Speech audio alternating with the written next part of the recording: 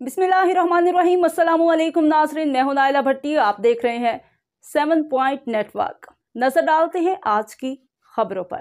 चित्राल में climate change यानी मौसमियाती तब्दीली के रोनुमा होने के वजूहात और इसके मनफी असरात पर एक रोज़ा सेमिनार मुनक्कद हुआ, जिसमें माहिरीन ने हुकूमत पर जोर दिया कि चित्राल की आवाम को खाना पकाने और ख़ुद को गर्म रखने के लिए मुतबादिल ईंधन के तौर पर सस्ती बिजली या गैस फराहम की जाए, ताकि जंगलात पर बोझ कम हो सके और यहाँ के लोग कुदरती आफात के नुकसानात से बच सके। तफसील गुल हम्माद फारूकी की इस रिपोर्ट में। चित्राल के एक मुकामी होटल में हेल्पिंग हैंड के ज़रिए इहतमाम क्लाइमेट चेंज यानी मौसमियाती तब्दीली पर एक रोज़ा सेमिनार मुनक्किद हुआ।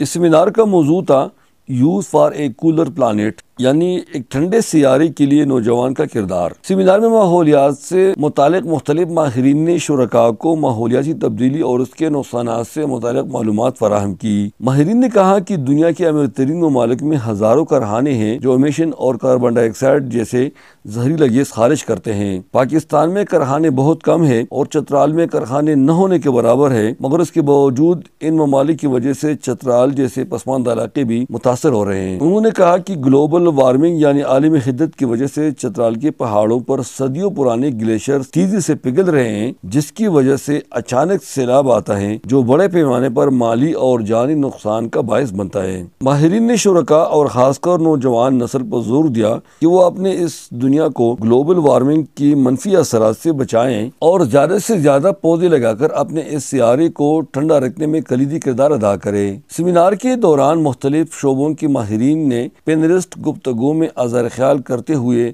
लोगों के सवालात के जवाब भी दिए। शुजाउल हक ने इस सेमिनार के अराज़ व मकासद यूँ बयान किए। तो हमने youth for a cooler planet के नाम से आज का इस सेमिनार मुनक्किद किया है।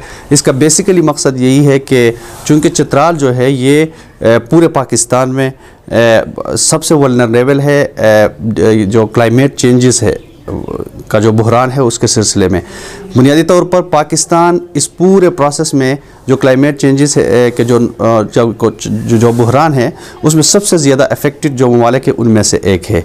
और फिर चित्राल जो है इसमें इंतहाई नॉर्थ में मौजूद है और ये ग्लेशियर्स से भरा हुआ है, तो ये उस सारे मामले में पूरे पाकिस्तान में सबसे ज़्यादा जो है ना यहाँ पे मुतासिर हो रहा है।